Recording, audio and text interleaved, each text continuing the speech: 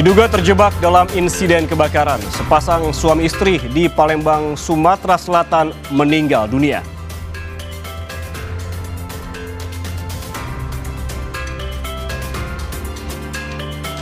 Jadi tersangka kasus dugaan pencemaran nama baik Lisa batal diperiksa karena sakit.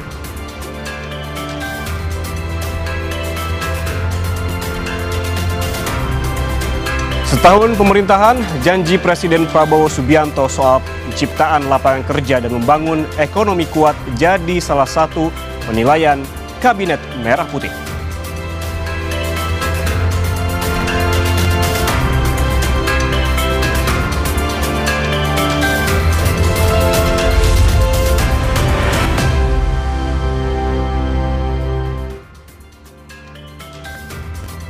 Halo, apa kabar saudara? Selain 3 sorotan utama tadi, sejumlah informasi penting dari berbagai penjuru tanah air akan kami hadirkan untuk Anda selama 30 menit ke depan. Bersama saya, Yan Rahman. Kita jelang Indonesia Update selengkapnya untuk Anda.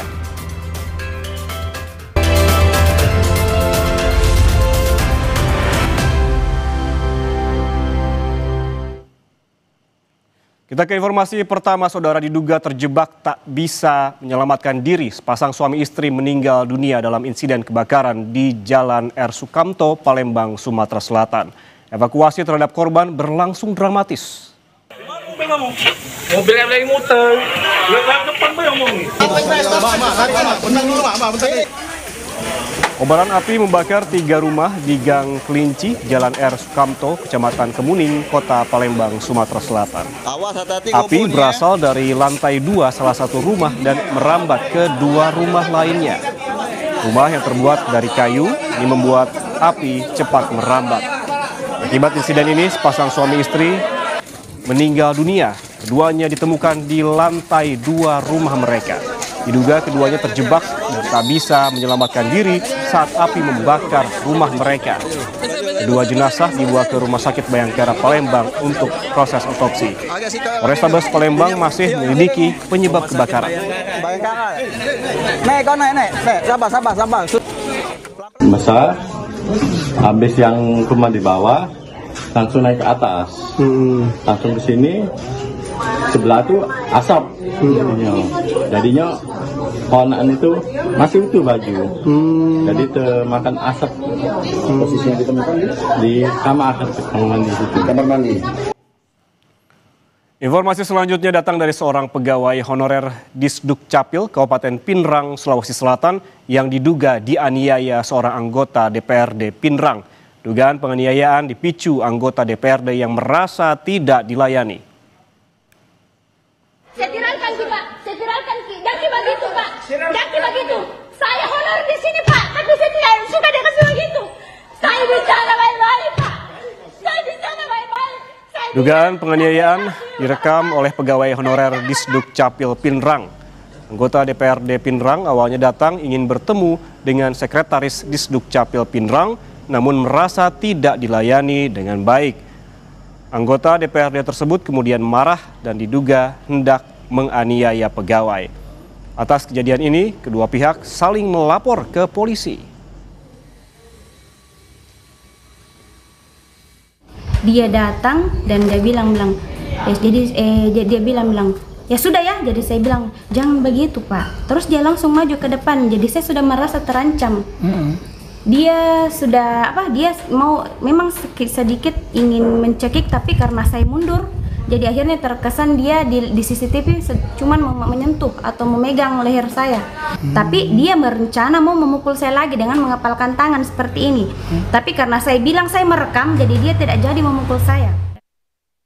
Pulang, ternyata dia siapkan video untuk menunggu saya di situ. Baru dia marah-marah sama saya. Saya bilang nih, kupiralkan kok. Ini saya bilang. Jadi saya berusaha mau ambil HP-nya untuk ini. Ternyata katanya waktu saya lihat di itu, ternyata katanya saya mau pukul saya. Padahal saya mau pukul. Saya mau ambil HP-nya tapi tidak sempat. Jadi jilbabnya yang saya pegang ada sentuhan sedikit itu. Kita ke sorotan lainnya, saudara. Lisa Mariana ditetapkan sebagai tersangka dalam kasus dugaan pencemaran nama baik terhadap mantan Gubernur Jawa Barat Ridwan Kamil. Lisa telah dipanggil penyidik untuk diperiksa.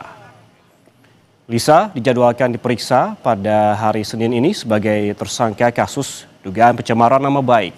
Namun, kuasa hukum Lisa mengajukan penjadwalan pemeriksaan pada pekan depan karena Lisa disebut sedang sakit. Penetapan status tersangka terhadap Lisa dilakukan pada Selasa 14 Oktober 2025. Lisa dijerat dengan pasal 310 ayat 1 dan atau pasal 311 ayat 1 KUHP tentang pencemaran nama baik dan atau fitnah.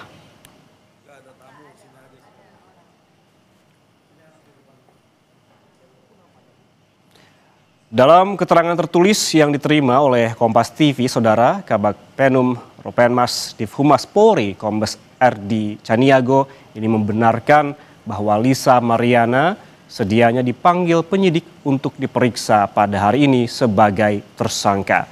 Lisa disangkakan kasus dugaan pencemaran nama baik yang dilaporkan Ridwan Kamil.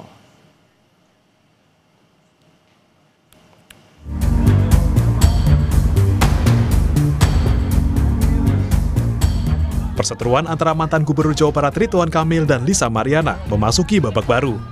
Mediasi antara keduanya di Barreskrim Polri buntu sehingga proses hukum kasus dugaan pencemaran nama baik tetap berlanjut hingga Lisa Mariana ditetapkan sebagai tersangka. Mediasi batal dilakukan lantaran pihak Ridwan Kamil menolak berdamai. Pak Ridwan Kamil sangat menghormati proses hukum yang sedang berlangsung dan sekali lagi kami sampaikan lebih memilih melanjutkan proses hukum ini sampai dengan selesai. Kenapa? Karena memang dampaknya sudah luar biasa terkait dengan adanya tindak pidana pencemaran nama baik. Mengetahui Ridwan Kamil menolak berdamai, Lisa Mariana pun langsung mencurahkan kekesalannya di Instagram. Lisa mempertanyakan mengapa RK mendadak menolak berdamai dengannya. Kemarin yang berstatement RJ itu PH-nya Bapak sendiri. Hari ini saya nggak bisa datang ke Barreskrim karena saya sakit. Ini saya baru bangun habis minum obat. Kenapa tiba-tiba jadinya menolak berdamai? Kenapa orang-orang bayarannya Bapak ngamuk-ngamuk? Apa belum dibayar? Ngamuk-ngamuk karena kita mau RJ, makanya berubah pikiran. Pak, saya udah nggak minta tanggung jawab, Pak. Dua-duanya anak saya yatim. Saya udah terima dicurangin beneran deh. Nggak bakal gue nuntut apa-apa lagi. Tapi tolong dong ya. Udah, jangan serang kanan, serang kiri. Apa harus gue bongkar semuanya di sini? Cewek lebih dari 5. Capek kalau gue yang diserang mulu, mah capek. Nanti hasilnya tetap kita jalanin. Kan seperti saya bilang, main terus. Ini kan masalah aib. Semakin besar nanti di pengadilan, semakin bagus, buka terlebar semua, biar tahu. Jadi di sini jangan memojokkan satu klien. Tapi di sini, dengan perkara Lisa ini membuka bagaimana maskulinnya seseorang akhirnya terbuka di dalamnya itu seperti apa bobroknya. Sebelumnya, Lisa Mariana gencar menuntut Ridwan Kamil untuk bertanggung jawab kepada CA, anak perempuan Lisa. Namun kini, niatan itu telah diurungkan oleh Lisa Mariana. Tim Liputan Kompas TV.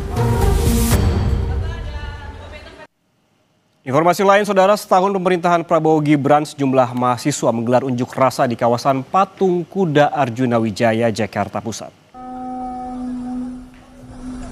Aksi digelar untuk memperingati 1 tahun pemerintahan Prabowo Gibran. BEM UI ini menyoroti berbagai persoalan, mulai dari kebebasan sipil, kondisi ekonomi, hingga praktik pemerintahan yang dinilai semakin menjauh dari prinsip demokrasi.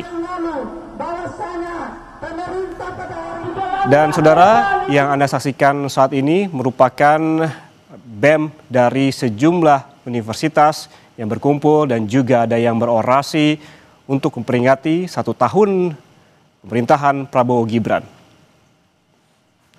Dan informasi terkini dari aksi demo 1 tahun pemerintahan Presiden Prabowo dan Wakil Presiden Gibran Rakabuming, kita terhubung dengan jurnalis Kompas TV Asri Gunawan dan juru kamera Septa Yoga. Selamat sore Asri, ini isu apa saja yang disampaikan oleh para mahasiswa pada demo hari ini? Iya, Yan, kalau bisa saya sampaikan, di sini ada berbagai macam mahasiswa dari berbagai universitas. Ada Universitas Bung Karno, Universitas Jayabaya, dan juga terakhir baru saja tiba dari Universitas Indonesia. Kalau yang kami cermati dari salah satu mahasiswa maksud kami dari salah satu universitas yang diwakili oleh para mahasiswanya adalah Universitas Jayabaya, ini menyampaikan tuntutan terkait dengan program pemerintah atau program prioritas pemerintahan Prabowo Gibran yang dinilai masih belum menjawab kebutuhan dasar rakyat dan berfokus kepada sektor pengembangan manusia, gizi, dan juga pendidikan. Setidaknya dari Universitas Jayabaya sudah menyampaikan 5 poin tuntutan dalam aksi hari ini dalam memperingati 1 tahun pemerintahan Prabowo Gibran. Di antaranya adalah reformasi tata kelola program MBG dengan membentuk badan pengawas independen. Mereka menilai bahwa program makan bergizi gratis belum ada transparansinya, datanya belum bisa diakses, dan juga anggaran yang fantastis ini perlu dikawal secara transparan. Kemudian poin kedua adalah soal audit forensik anggaran MBG oleh BPKP untuk memastikan akuntabilitas publik. Poin ketiga dari tuntutan mahasiswa Universitas Jayabaya adalah pembatasan peran TNI Polri hanya pada fungsi logistik di daerah 3T, bukan pengelolaan sipil. Kemudian poin keempat, reformasi kebijakan pendidikan nasional yang berorientasi pada kesejahteraan guru dan pemerataan infrastruktur. Serta terakhir, poin tuntutan dari Universitas Jayabaya adalah penerapan sistem Open Data Indonesia untuk transparansi kebijakan publik di bidang gizi dan juga pendidikan. Setidaknya 5 poin tuntutan itu yang mewakili tuntutan ataupun juga fokus dari aksi yang dilakukan oleh mahasiswa Universitas Jayabaya hari ini. Tapi kalau untuk poin tuntutan dari BMSI ataupun juga dari BEM Universitas Indonesia, kami masih harus menunggu karena akan segera melakukan orasi di kawasan Patung Kuda Arjuna Wijaya hari ini. Sementara demikian, kembali ke Anda, Yan. Baik, terima kasih jurnalis Kompas TV Asri Gunawan dan juru kamera Septa Yoga atas laporan langsungnya dari kawasan Patung Kuda Jakarta. Selamat bertugas kembali. Saudara, jangan kemana-mana karena selesai jeda, Indonesia Update akan kembali dengan informasi setahun pemerintahan, janji Presiden Prabowo Subianto soal penciptaan lapangan kerja dan membangun ekonomi kuat jadi salah satu penilaian Kabinet Merah Putih.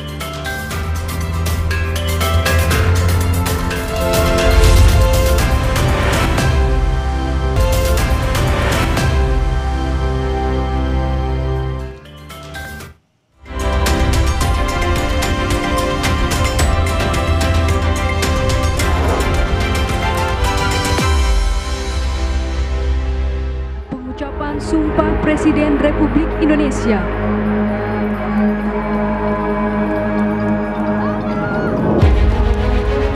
Bismillahirrahmanirrahim.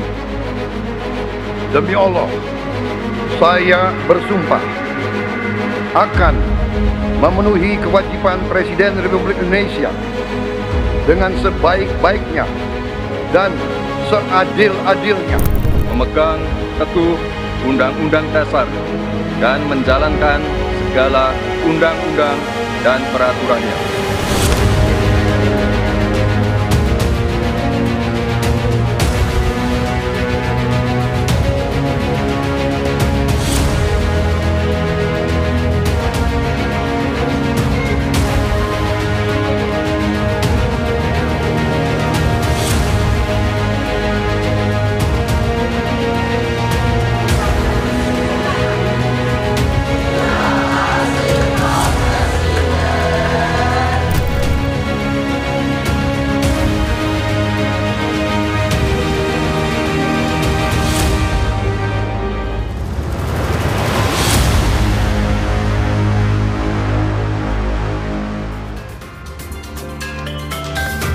Saudara, Presiden Prabowo Subianto menyaksikan penyerahan uang pengganti kerugian negara kasus ekspor crude palm oil atau CPO dan turunannya sebesar 13 triliun rupiah lebih. Presiden Prabowo tiba di Kejaksaan Agung sekitar pukul 10:40 waktu Indonesia Barat. Ia mengucapkan terima kasih kepada jajaran Kejagung yang telah bekerja keras mengusut kasus ekspor bahan baku minyak goreng. Seperti diketahui saudara, Kejagung telah menyita uang senilai 13 triliun rupiah terkait kasus korupsi persetujuan ekspor CPO minyak kelapa sawit periode 2021-2022. Penyitaan ini dilakukan seusai menerima pengembalian kerugian keuangan negara dari tersangka korporasi Wilmar Group. Uang ini diterima dari 5 korporasi yang merupakan anak usaha Wilmar, yakni PT Multimas Nabati Asahan dan perusahaan lainnya. Rp149 yaitu penyerahan uang pengganti kerugian negara sebesar 13 triliun, sorry. Enggak kita bayangkan ya uangnya. 255 miliar 244 juta 538 rupiah dan 149. Saya ucapkan terima kasih dan penghargaan kepada semua jajaran, terutama Kejaksaan Agung yang telah dengan gigih bekerja keras untuk bertindak melawan korupsi, manipulasi, penyelewengan. Setahun pemerintahan, janji Presiden Prabowo Subianto soal penciptaan lapangan kerja dan membangun ekonomi kuat jadi salah satu penilaian Kabinet Merah Putih. Sejumlah daerah pun menggelar job fair yang ramai diserbu pencari kerja.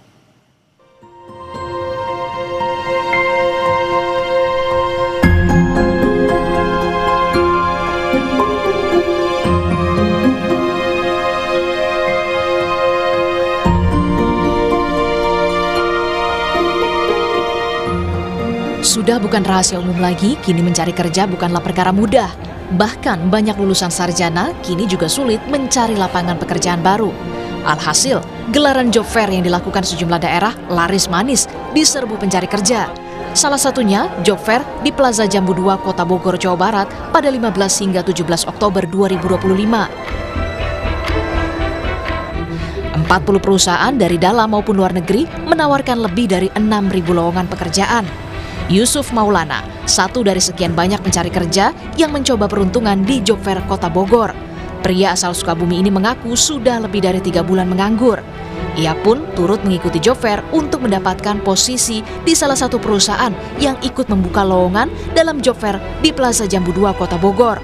Yusuf menyebut kini persaingan ketat karena banyaknya pencari kerja, sementara peluang pekerjaannya sedikit. Sebelumnya pernah ikut job fair, Mas? Belum, baru pertama kali. Baru pertama kali. Ya. Kenapa berharap dari job fair gitu? Kebetulan saya keadaan sekarang lagi nggak kerja. Iya. Saya mau memanfaatkan job fair ini yang difasilitasi oleh wali kota. Oke. Proses sekarang untuk mencari kerja menurut Mas susah nggak sih, Mas? Susah. Sulitannya di mana, Mas, kira-kira? Kesulitannya karena banyaknya minat yang persaingan ya. Ya, persaingan yang pengen kerja, apalagi lowongan kerja yang sangat minim. Harapan Mas nih sebagai anak muda gitu kan kepada pemerintah untuk terutama untuk penyediaan jasa lowongan kerja gitu. Harapannya apa sih, Mas? Harapannya buat kedepannya pemerintah biar setiap tahunnya bisa memfasilitasi kayak job fair ini sangat membantu anak muda yang lagi mencari kerja. Mungkin kebutuhannya juga lebih banyak lagi kali ya untuk lowongannya ya. Sebelumnya, pada pidato nota keuangan era APBN 2026 di DPR MPR, Presiden Prabowo Subianto mengungkap, selama setahun pemerintahannya telah tercipta 3,6 juta lapangan kerja baru dan turunnya tingkat pengangguran menjadi 4,76% dari yang sebelumnya 4,82% di tahun sebelumnya. Kuatnya ekonomi menunjang peningkatan kesejahteraan rakyat. Tingkat pengangguran turun menjadi 4,76% di Februari 2025 dari 4,82% tahun lalu, dengan 3,6 juta lapangan kerja baru yang berhasil diciptakan. Tingkat kemiskinan ditekan menjadi 8,47%, terendah sepanjang sejarah. Tentu kita berharap janji pemerintah untuk menciptakan 19 juta lapangan pekerjaan baru di pemerintahan Prabowo Gibran benar-benar dirasakan rakyat. Tim Liputan, Kompas TV.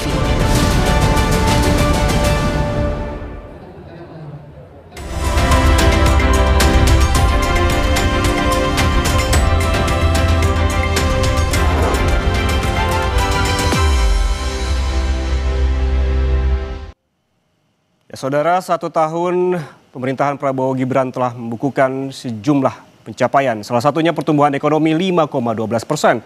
Lalu benarkah angka-angka yang ditorehkan sudah selaras dengan kondisi ekonomi real di tengah masyarakat? Jangan lewatkan laporan khusus 1 tahun Prabowo Gibran, pulihkan ekonomi segera malam ini pukul 20:30 waktu Indonesia Barat live di Kompas TV. Dan saudara, jangan kemana-mana, Indonesia Update akan kembali usai jeda dengan informasi puting beliung di tengah laut terjadi di pantai selatan Lumajang, Jawa Timur.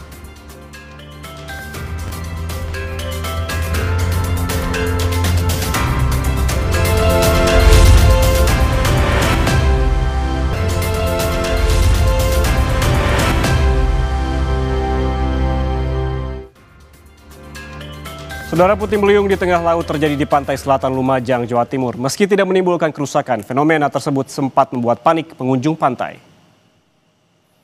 Video amatir warga ini merekam fenomena puting beliung di tengah laut atau water spout di pantai Mbah Drajit, Desa Wotgalih, Lumajang.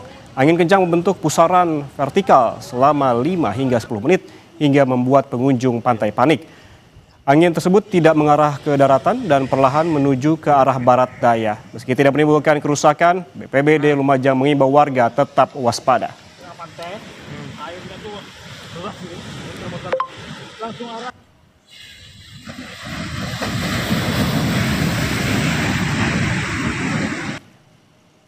Informasi tadi sekaligus mengakhiri Indonesia Update hari ini. Jangan lupa untuk selalu memperbarui informasi Anda hanya di Kompas TV, independen, terpercaya. Saya Yan Rahman, pamit undur diri. Terima kasih, sampai jumpa.